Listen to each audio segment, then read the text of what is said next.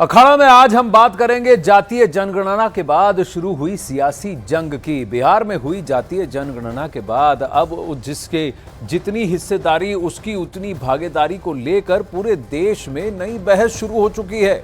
देश के कई राज्यों में जातीय जनगणना की मांग की जा रही है। कांग्रेस पार्टी कह रही है कि एमपी में अगर सरकार बनी तो जातीय जनगणना करवाएंगे। अजय लल्लू ने यूपी में जातीय जनगणना करवाने की मांग करते हुए मुख्यमंत्री योगी आदित्यनाथ को पत्र लिख दिया है। बिहार में जातीय जनगणना के जो आंकड़े सामने आए हैं, अब उसके मुताबिक आरक्षण देने की मांग उठने लगी है। लेकिन क्या यह तरीका सही है? क्या आरक्षण का लाभ वाकई जातियों और उनकी आबादी के आधार पर होना चाहिए? प्रधानमंत्री नरेंद्र मोदी ने यही सवाल उठाया। प्रधानमंत्री नरेंद्र मोदी ने सवाल किया कि अगर आबादी के हिसाब से हक की बात की जा रही है तो क्या हिंदुओं को अपने हक के लिए कुछ भी करने की इजाजत है? पीएम ने साफ कहा कि देश की सबसे बड़ी जाति है गरीब, जिसके लिए कांग्रेस ने आज तक कुछ नहीं किया। तो क्या लड़ाई गरीब वर्सेस जाति की होगी? यह बहुत बड़ा प्रश्न उठता है। दलित हो, गरीब चाहे वो पिछड़ा हो, गरीब चाहे आदिवासी हो, गरीब चाहे सामान्य वर्ग से हो, हमें सबसे बड़ी जाति मेरे लिए गरीब है। हमें गरीब की चिंता करनी है, हमें गरीब का जीवन बदलना है।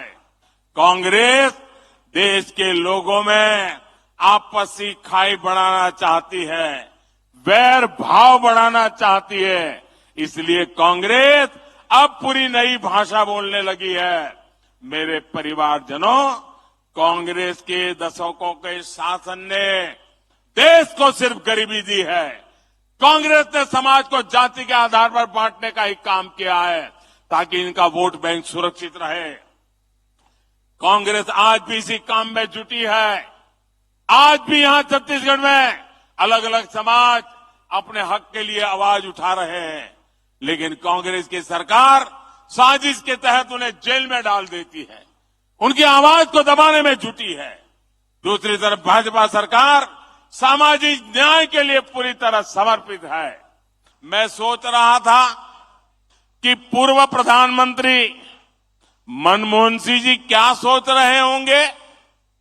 भारत के पूर्व प्रधानमंत्री मनमोहन सिंह जी तो कहा करते थे कि देश के संसाधनों पर पहला हक माइनॉरिटी का है, अल्पसंख्यकों का है, और उसमें भी मुसलमानों का है।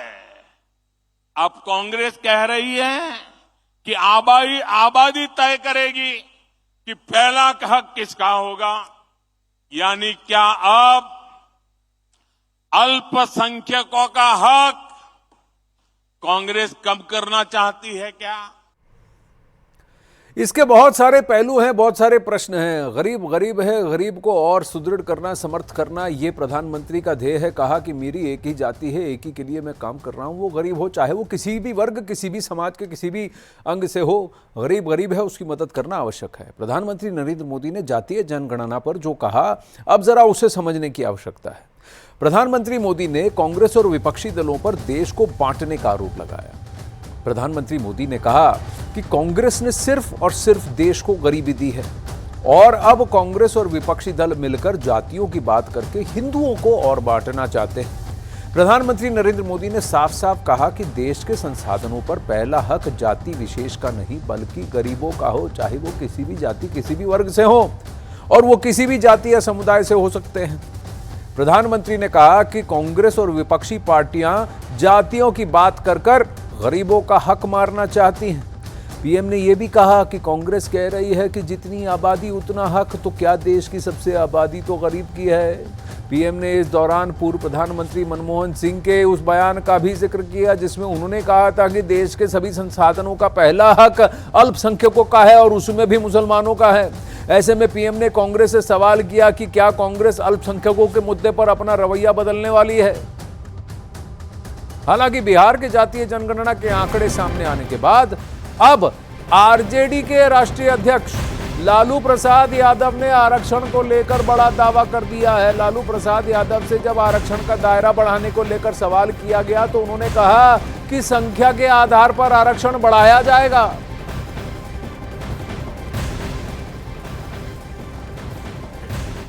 क्या रिजर्वेशन के दायरे को 50% कैप को बढ़ाया जाएगा? बढ़ाया जाएगा, जैसा संख्या हुआ है उस अनुरूप बढ़ाया जाएगा। बीजेपी सवाल उठा रही कि आप लोग विभाजनकारी नीति को बीजेपी ने इतना दिन तक हक मारा ना, बीजेपी हक मारा, अब उसकी हक मारी पकड़ में आ गया है। लालू यादव ने जिस आरक्षण की बात कही, कल इसी बात को लेकर कांग्रेस नेता अभिषेक मनु सिंघवी ने सवाल उठा दिए थे। अभिषेक मनु सिंघवी ने ट्वीट कर लिखा था कि जितनी जिसकी भागीदारी उसका उतना हक का समर्थन करने वाले लोगों को पहले इसके परिणामों को पूरी तरह समझना होगा। इसका आखिरी परिणाम बहुसंख्यकवाद में होगा। हालांकि बाद में कांग्रेस ने इसे अभिषेक मनु सिंघवी की निजी राय करार दिया, जिसके बाद अभिषेक मनु सिंघवी ने अपनी ट्वीट को डिलीट कर दिया। बड़ी बात यह है कि राहुल गांधी पहले ही जातीय आरक्षण का समर्थन कर चुके हैं। अब दरअसल अभिषेक मनु सिंघवी ने ट्वीट कर लिखा था कि अवसर की समानता कभी भी परिणामों की समानता नहीं होती। जितनी जिसकी भागीदारी उतना उसका हक का समर्थन करने वाले लोगों को पहले इसके परिणामों को पूरी तरह समझना होगा। इसका आखिरी परिणाम बहुसंख्यकवाद में होगा। अब हालांकि इसके तुरंत बाद कांग्रेस नेता जयराम रमेश ने ट्वीट कर लिखा कि डॉक्टर सिंघवी का ट्वीट उनकी निजी विचार हो सकते हैं, लेकिन यह किसी भी तरह से भारतीय राष्ट्रीय कांग्रेस की राय नहीं है।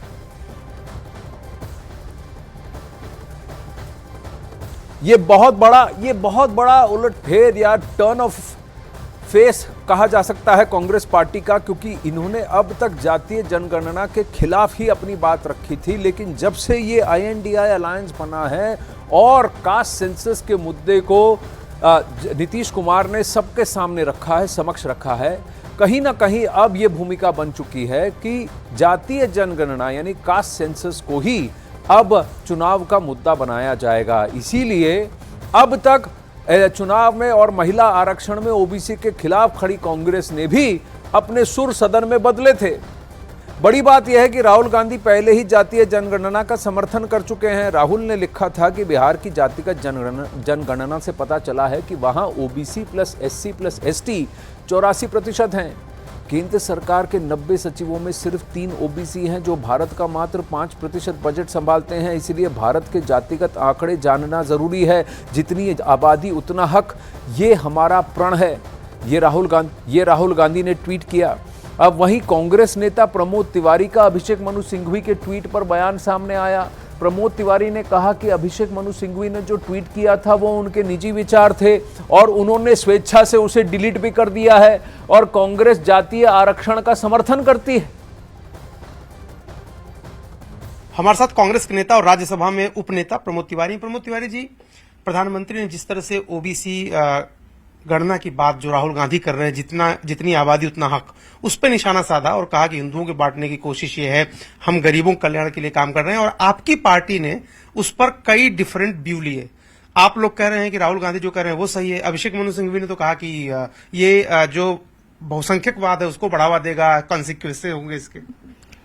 कांग्रेस पार्टी ने स्पष्ट रूप से कह दिया कि ये उनके निजी विचार हैं और उन्होंने उसका सम्मान करते हुए अपना ट्वीट वापस भी ले लिया, तो वो बात तो खत्म हो गई।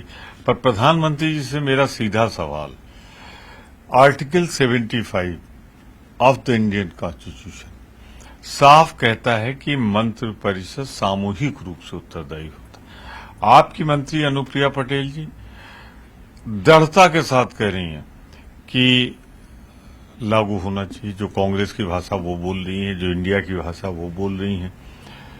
तो या तो आप उनको मंत्रिपरिषद से निकालिए, वरना आप अपनी इस तरकीब से बाज जाइए।